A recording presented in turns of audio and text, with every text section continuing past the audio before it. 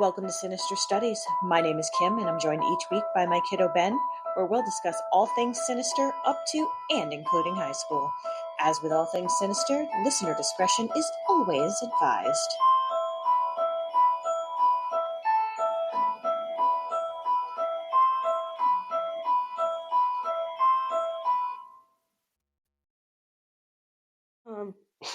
Piper's joined us for our discussion again. Hi, baby girl. She should get her own mic at some point. I think she. Hi. She's staring at me right now. She is. She's being weirdo. She's being weird. What's been happening in my life? When did we last record? A week ago. Like, exactly? Just about. Or was it Tuesday? Was it Tuesday? It was Tuesday. Probably Tuesday. Is the cat climbing curtains in there? Yeah. I could change the Piper's going to take care of it. Debbie! Every single day. And also have world peace. It's a song for me girls. Okay, I'm sure we'll be hearing a lot more of that. Maybe world peace should be first. World peace and then Halloween. I don't think world peace is going to be anytime soon. I'm sorry. Hi. If I could change the world, I'd make us have world peace. And also Halloween. Every single day. I mean, I wouldn't be opposed to that. On Halloween, you can pretend to be someone else. It's like the internet, but in person and with candy. That's the song. I have no words. No words. Anyway, speaking of Mean Girls theater, we guys, these people ate yesterday. There was this girl who auditioned with Happy Birthday. She didn't know any of the songs or anything. She auditioned singing Happy Birthday, and we took a chance on her. Because we needed to. And she kind of ate. So, because my justification was like, it was nice for Happy Birthday. Okay, there he goes. Someone's got the zoomies. I don't know what's been going on. People suck. Yeah. It's been a long couple of days at work. Thank God I took a impromptu Friday off. Long weekend. Last week was like, ugh.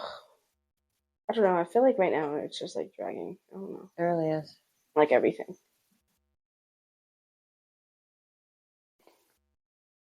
I worked in the upstairs office today, and there's these big red brown windows. I get hotter and hotter and hotter as the day went up there. It was awful. The nurses are sitting at their desk wearing sunglasses because there's no curtains up because they're doing construction right now. Literally wearing sunglasses because it's so bright. Oh my God. Ridiculous.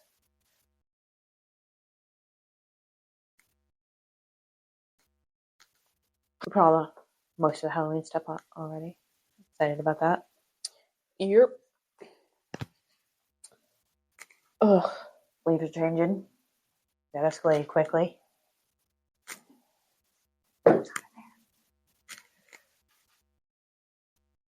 Hi, Zuzu. I don't know if I have anything else to say, but surprisingly, everybody in theater is like, so far, eating. There is drama. Oh my God. I swear to God. If this bitch Reagan does literally the slightest thing more to give us reason to kick her, we are kicking her. Is this still the same Reagan that brought vodka on the bus? Yes. Halloween stripper, failed physics, now acting like a peer tutor. Oh, okay. That's all the same person. That's a lot. Oh, and this whole thing started because she was being a bitch yesterday, and she was refusing to talk to anybody. Because she was refusing to talk to anybody, like, wasn't participating in theater, so I don't know why she was there. She's not doing anything in theater. Like, literally, she doesn't have a role or anything. She's not in ensemble. Didn't audition. Didn't say she wanted to be a part, whatever. But she just shows up. But this whole thing started, like, her and Gianna were, like, fighting and shit because,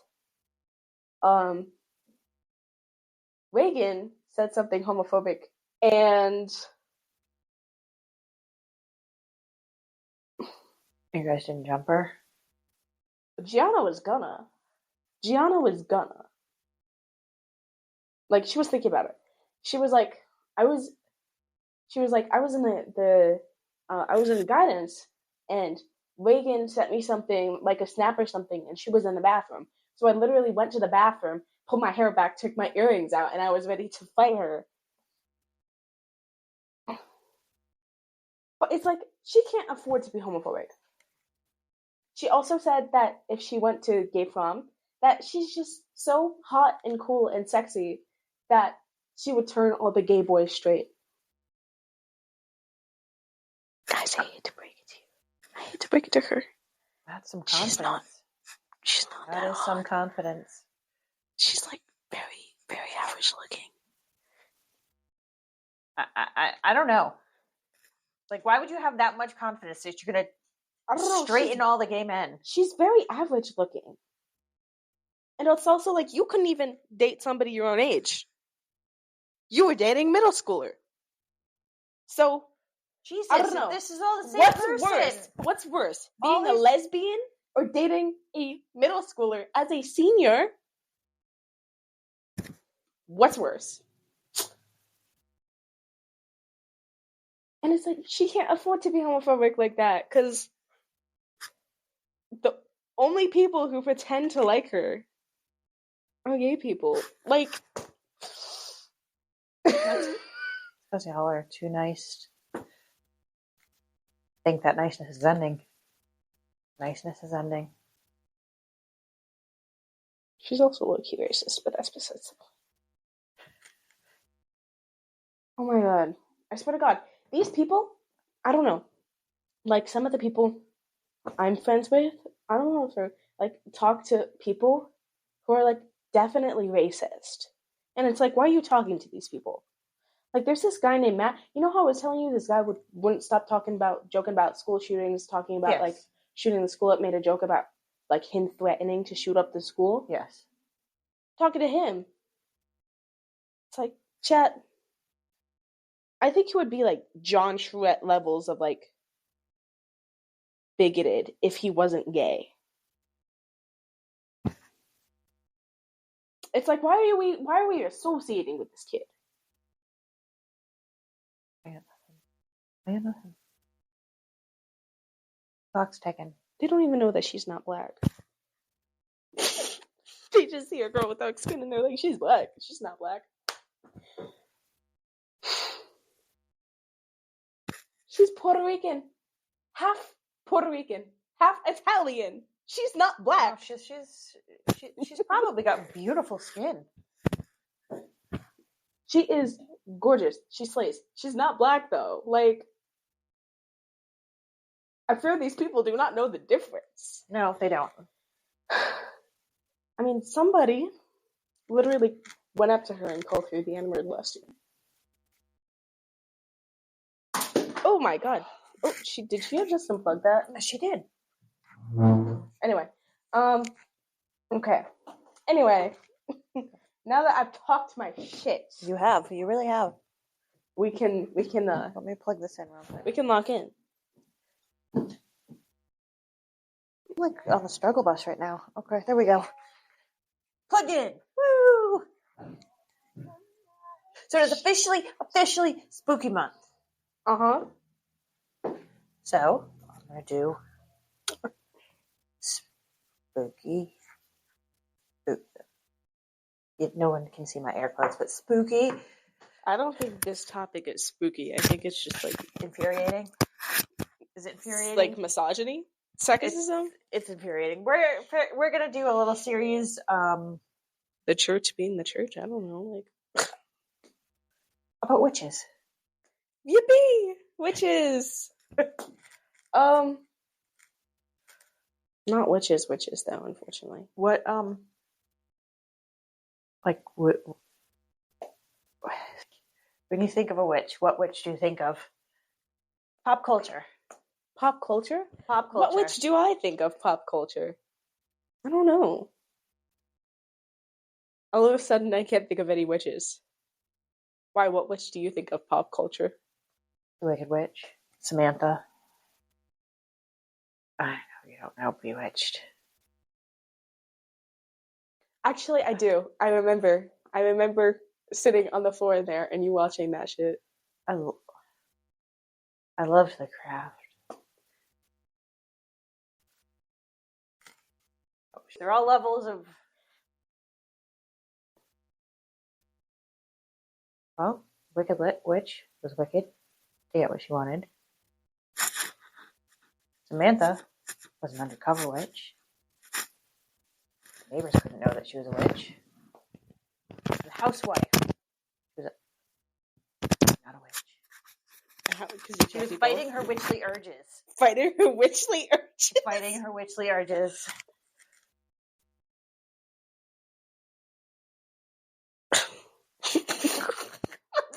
The way you phrase that. Fighting her witchly it's urges. True, if you watch it. She marries Darren, and Darren's a human, and he knows she's a witch, and she tries to suppress her witchiness and be like a housewife. Do they have like witch conversion therapy? Like that's what you're making it sound like. And her mother comes, and her mother is a lot. She is like the RuPaul of witches.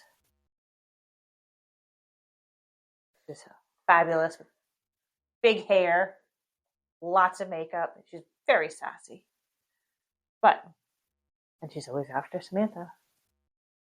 She out there serving cunt? Urges. Is she serving? Is she serving cunt? She is. Hi, girl. Piper's She's licking literally me. the type that is like... She wears like a moo. It's hilarious. It's camp. It's hilarious. Okay. Anyway. I don't know. I don't think of any witches in pop culture. No? Really? I don't know, because all of a sudden you asked me to mention a witch, and I've never seen a witch in my life. Wait, hold up.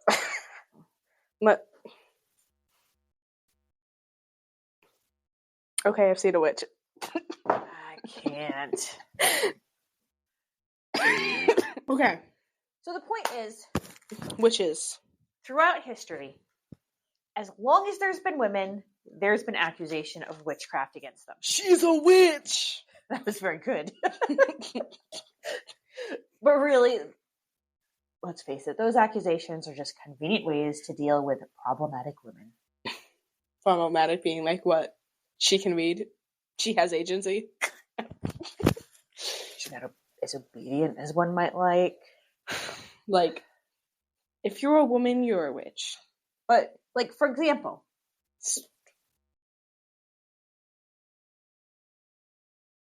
when a midwife, who not only assists the birthing process as well as providing homeopathic cures to random aliens. Aliens? Oh, Jesus. My lack of sleep is getting up to me. Aliens. Homeopathic cures to ailments. When she gets out of line, a charge of witchcraft will be brought against her to rein her in. Even if it's later withdrawn, the accusation is still there. Like, to everybody, you're still a witch.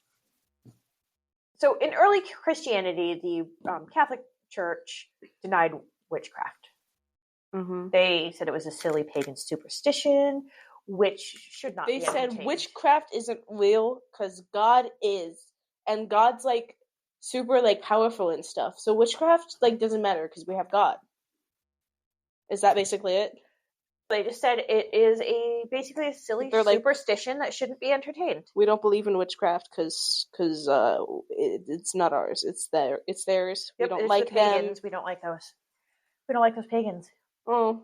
But like all things, the early church would eventually absorb some of the beliefs and customs of those they were trying to convert, and witchcraft slowly became heretical, although it started out as basically a misdemeanor, slowly becoming a capital offense. Oh no, witchcraft. The role of inquisitor was first introduced during the Middle Ages. However, the hunt for the witch began in earnest at the dawn of the Renaissance, which was a time when art and knowledge were paramount. Literacy was on the rise with all classes, and it continued throughout the Renaissance, straight into the early years of the Industrial Revolution. So during a time when people were becoming more enlightened and gaining more knowledge, that was the time they were really putting the screws to the witches. Because they don't want women to have the knowledge. Yes, I know. I mean, in places like Italy, it was even the courtesans were knowledgeable. They were learned. They had to learn how to discuss things and be, I don't know, proper and entertaining, and so they had to learn things. They could read. They could play. Like, you know what I mean? It seems counterproductive for the Renaissance. Oh no, the people, they know things. To do that. So we're going to talk specifically about the European witches today. Okay, yay. The shift in the mentality began in about 1375 when the penalties for false accusations were abolished and the church finalized guidelines for inquisitors.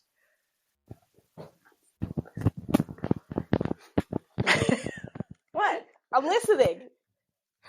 They finalized guidelines for inquisitors when searching for the ever-elusive witch. So we're going to start with the tale of Joan of Arc. Yippee! Guys, I'm being Joan of Arc for Halloween and also for a single scene in Mean Girls. Yippee! Joan of Arc was born to your average peasant family on January 6, 1412, in a small village in northern France during the 100 Years' War, in which England and France were engaged in a battle because Edward III decided that he would make a claim to the French throne. I mean, royalty in was and is extremely bred. But King Edward was their family tree is a wreath. Pretty much, yeah. It's a very small garden. King Edward was the nephew of Charles IV, who, when he died in 1328, left no direct male heirs because the women at that point did not become queens. The closest heir to him was his sister.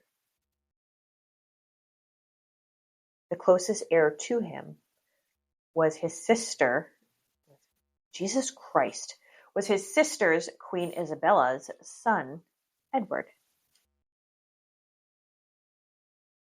So Edward decided that if France wouldn't just surrender to him, he'd fight for it. At the time of Joan's birth, England had claimed all of northern France. That's okay. France. The general population was demoralized and had had enough of the fighting. So as a result, they pretty much decided just to side with whoever was winning at the time, just for the sake of their own peace. That's so fair. As Joan grew, she became much more religious, and at about 16, she was charged and cleared of witchcraft and heresy. At 19, she requested an audience with Charles VII because she had been hearing the saints, specifically St. Margaret, St. Elizabeth, and the Archangel Michael, who told her that she could help Charles lead France to victory dressed like a man. I mean, that was very scandalous at the time. They wouldn't let her on the battlefield dressed like a woman. All of the above. That she was leading a war, and she was wearing men's clothing, and she was doing fighting so in a battle because the saints were talking to her.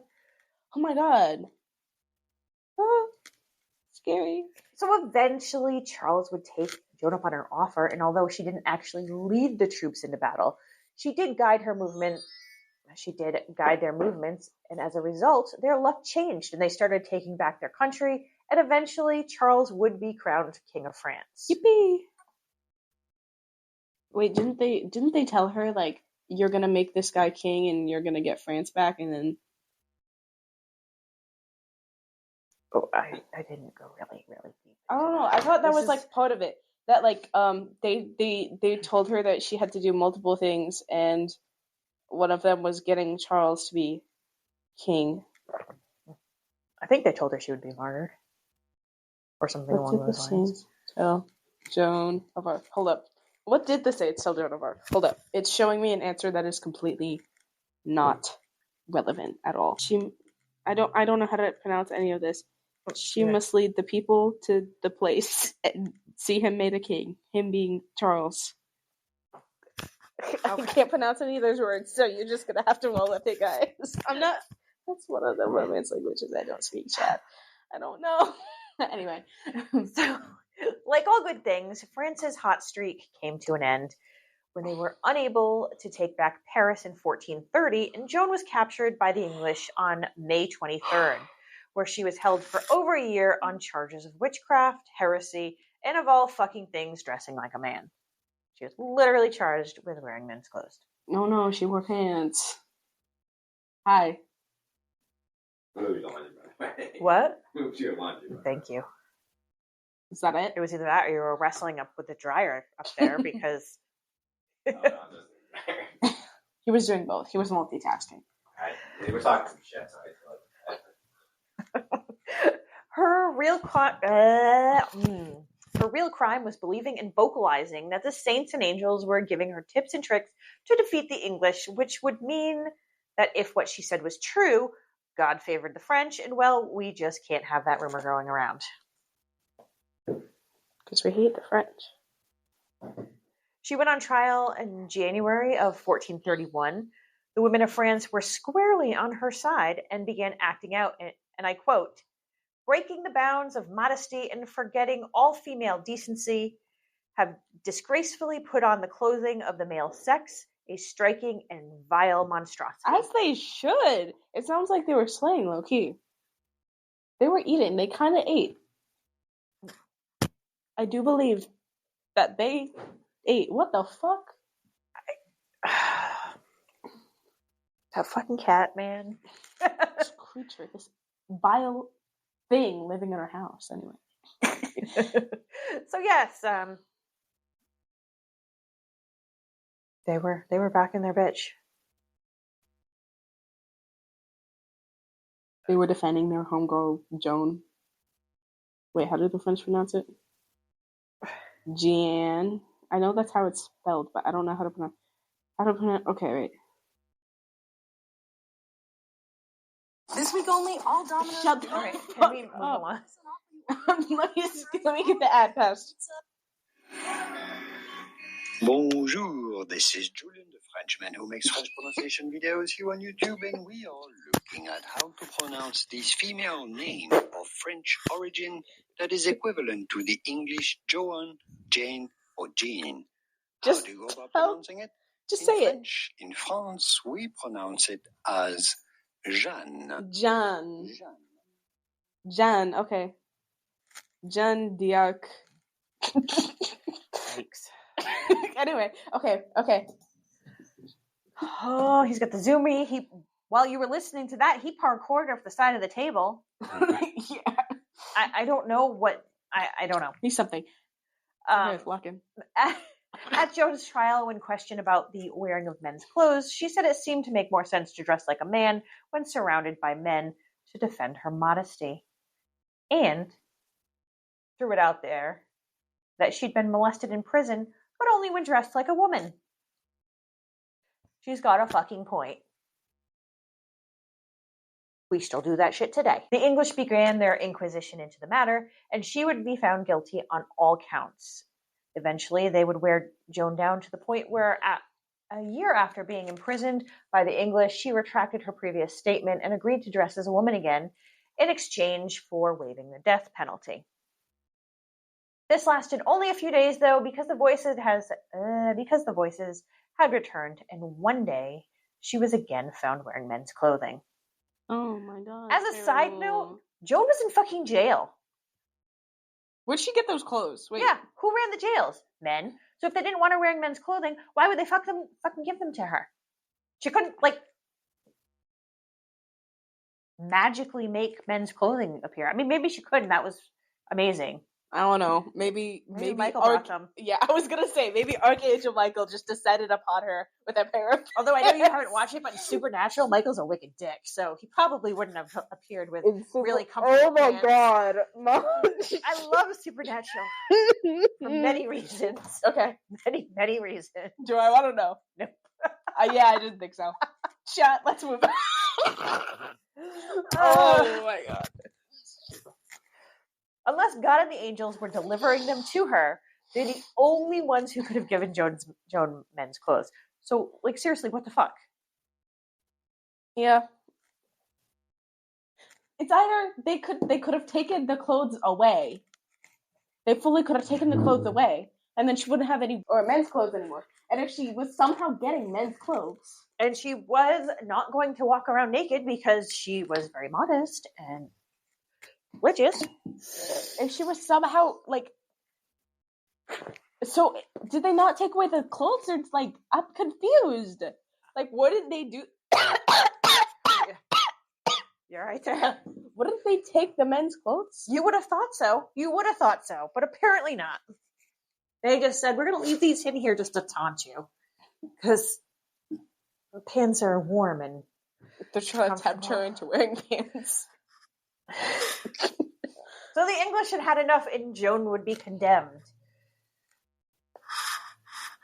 We say and determine that you have falsely imagined revelations and divine apparitions, that you are a pernicious temptress. A pernicious temptress? A presumptuous, credulous, rash, superstitious, a false prophetess, a blasphemer against God. Oh my god! Ecclesiastical decrees that you are seditious, cruel, schismatic, straying in many ways from our faith, and that in these ways you have rashly sinned against God and the church. That's a lot. That is a lot. You guys couldn't see it, but every single word that came out my jaw was just dropping. There's a lot of. They don't write like that anymore, but they were fucking crazy. And with that, on May 30th, 1431, Joan of Arc was burned at the stake, which was the prescribed punishment for heresy. Oh, just from Piper. In 1450, Charles had the verdict overturned, and in 1909, she was given the sainthood. She is the patron saint of soldiers and the French. Yay, French people. Well, actually, I don't know. You're like, I don't know about that.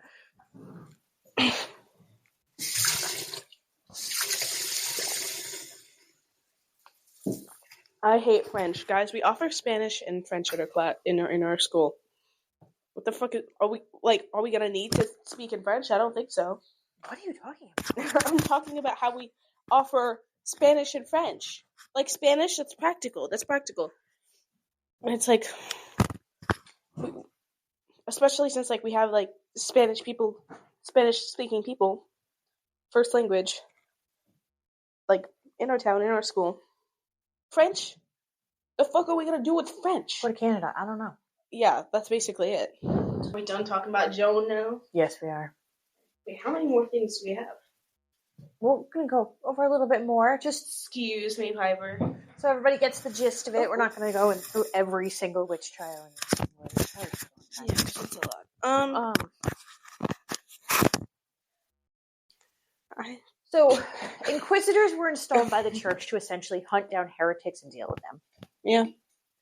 The punishment for being found guilty of being a heretic was death, many times being burned at the stake. This role would slowly evolve into witch hunter. Even with guidelines given to the inquisitor, their decisions and punishments were largely up to the individual interpretation of said guidelines. Because I said so. Yes, that was exactly it. So the first She's a inquisitor witch. to go off the rails was Heinrich Kramer. That's a goofy ass name. Yes. Okay, so in 1484, Kramer was stationed in the small town of Innsbruck, Austria, and he was obsessed with his new position of inquisitor and took it very, very seriously. One day he got up and gave a brutal sermon, to which one socialite, Helena Schubrun, had an issue with, and she was not afraid to let her thoughts be known. So Helena gave Kramer a piece of her mind, and Kramer took this extremely personally because not only was he dressed down in public, it was by a woman. God forbid Thus a woman making criticizes you. A massive target on Helena's back.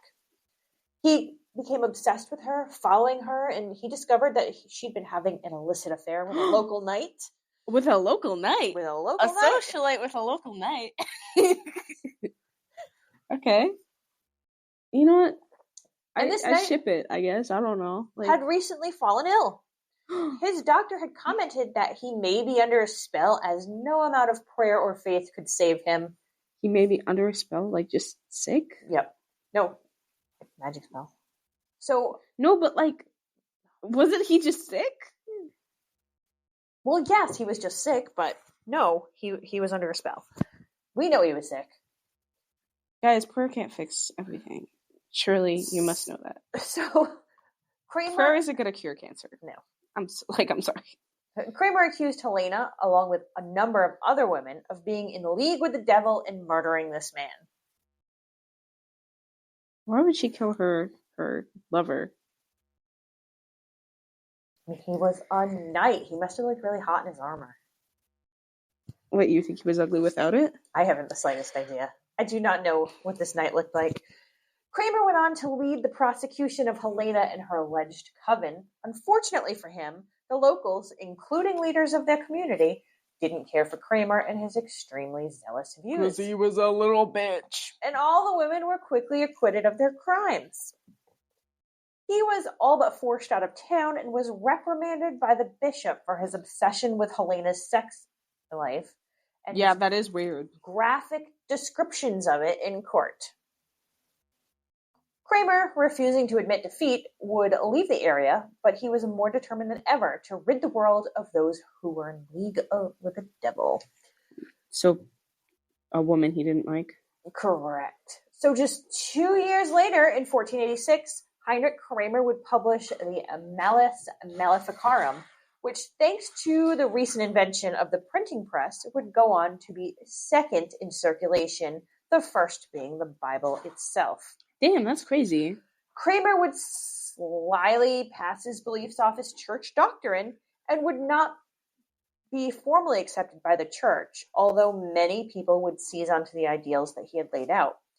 The Malleus Maleficarum would be inspired by the line from Exodus, "Thou shalt not suffer a witch to live."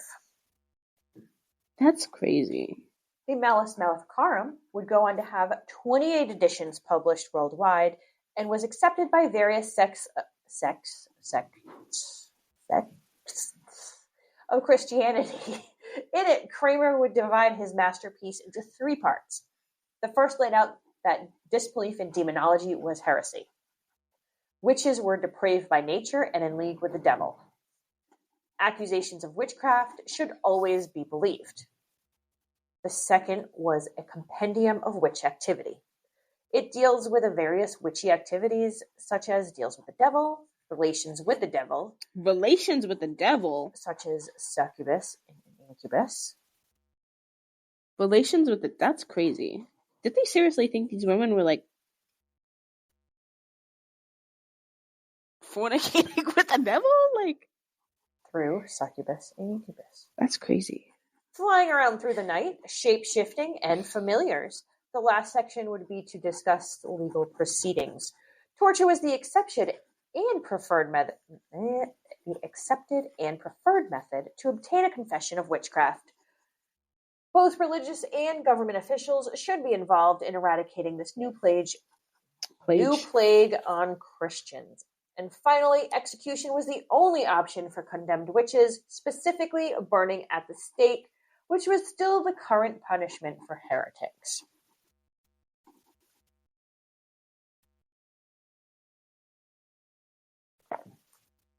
And his word spread far and wide, as we shall see. So we're going to touch on some of the notable witch trials. There were many witch trials in Europe. The first one being in Valais, which is modern-day Switzerland. These witch trials spanned from 1428 to 1447. The Valais witch trials are what really got the ball rolling. In August of 1428, several districts requested investigations on people accused of witchcraft. They decided that anyone who had been accused of witchcraft 3 times would automatically be arrested.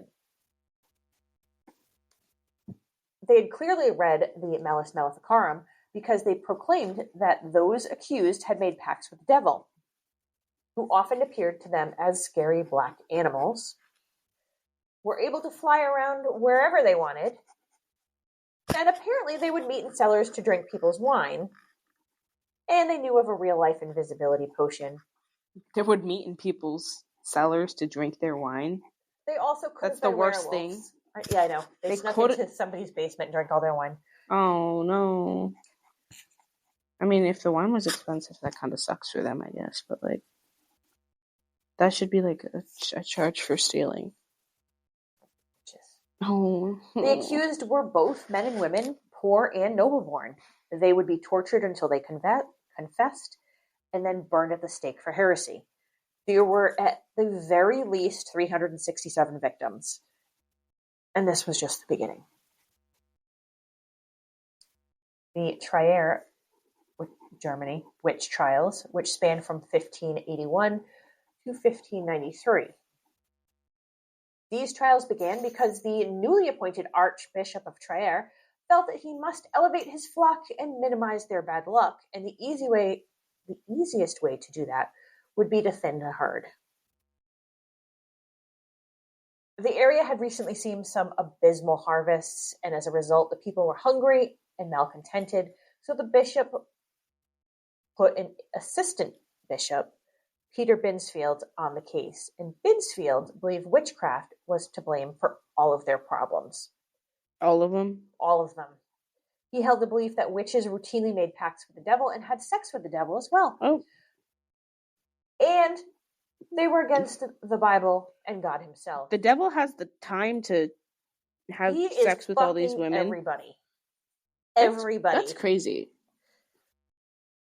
The accused were also against the Bible and God himself and questioned their involvement with destruction of crops and also cannibalism.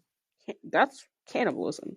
Whoa. With many of the people starving, they began taking out their frustrations on each other as well as those in charge.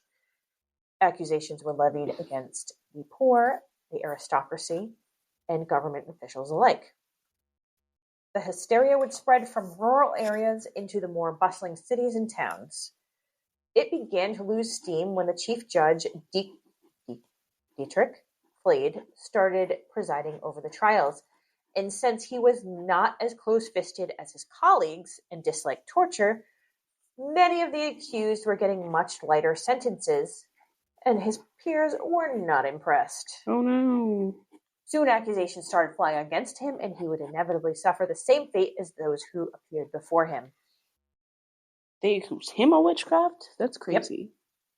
Not long after, a Catholic priest spoke out against the trials and presumed activities of demons, stating he believed the confessions were a way to make the torture stop and not actually true confessions. He went so far as to write a manuscript on the subject, which was quickly confiscated, and because they just couldn't be seen killing a priest, so they forced him publicly to recant. Somewhere between 500 and 1,000 people lost their lives during this time, and was so horrific that visiting nobility was quoted as saying, Everywhere around here, we see almost more stakes for burned witches than green trees. This would end up being the largest European mass execution during peace times. That's crazy.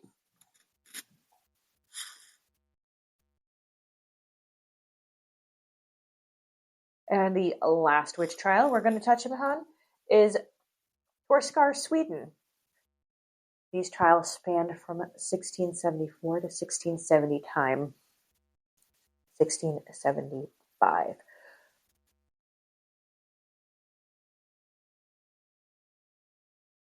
The Torskar witch trials were short but definitely not sweet. These witch trials would be the direct precursors of the American witch trials. At this time, there was very little disconnection between the Swedish church, which was Lutheran, and state affairs, which meant that church leaders were employed by the government, and Sweden was under the spell of witches, to the point where clergy were encouraged to out the sins of their congregation on the pulpit. Isn't that like bad? Not allowed? That's a Catholic thing. They're Lutheran now. Oh wait, Yeah, they broke away. that's crazy. Had the Reformation. We moved on. Now the pastors spill all your secrets. That seems bad either way. Oh my god. He almost lost it there. He almost lost Oh my god. it there. The head of the Torskar Church was Lars Christophorius,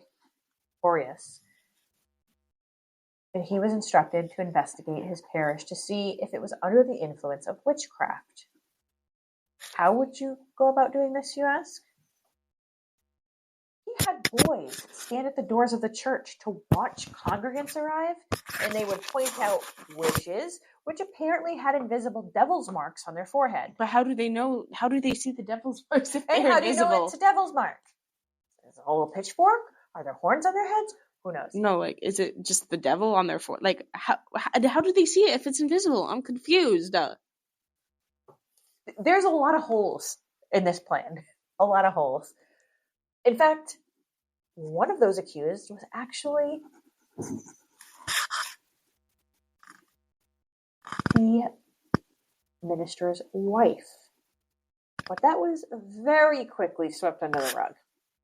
I wonder why. Most of the witnesses and victims were children, many of whom... They're charging children?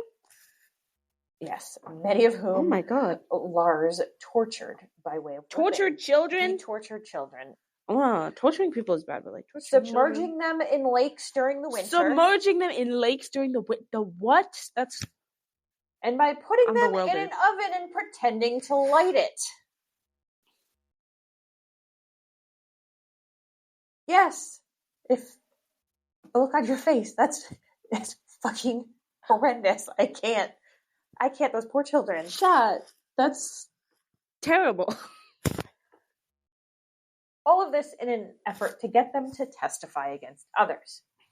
And they would testify, charging roughly 20% of the women in area with witchcraft. They were also accused of kidnapping children and bringing them to Satan's Sabbaths, which are 8 festivals which are celebrated by pagans. Of those condemned, 65 were women, and they were beheaded and burned at the stake. Of note, the trials weren't done by the book, and the local court never reported the death sentences to the high court to verify that sentences were appropriate. When they finally did review the local church's findings, they confirmed that only a handful of the convictions should have stood. So they just went out and killed a bunch of people without legitimizing their decision. Or like real reason for conviction. These were the trials in which they charged that the witches could fly long distances. They had familiars.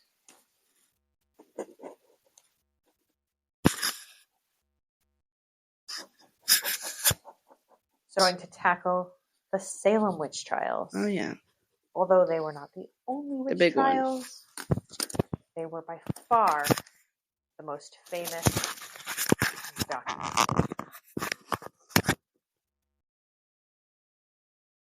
Hold up.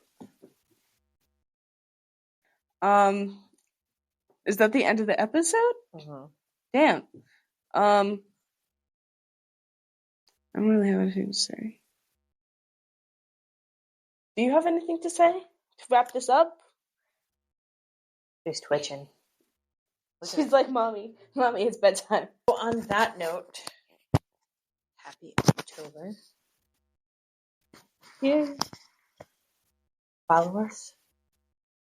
Rate us on whatever platform you're listening to us on. Like, subscribe, follow, whatever. Facebook, Instagram, Sinister Studies Pod. Looks like Piper says it's time for bed. That's what she's saying. She's like, so, everyone, Piper says it's time to go to bed. We must abide by Piper's wishes. by Piper's witches. Piper has a flock of witches. Piper is actually in charge of a coven. She's like a priestess or something. I don't know. What are they called? That's why she has a necklace. That's why she has a necklace. The dog has a necklace, just in case I didn't tell you last week. I think we mentioned it. She's still wearing it. I know. On that note, Adios.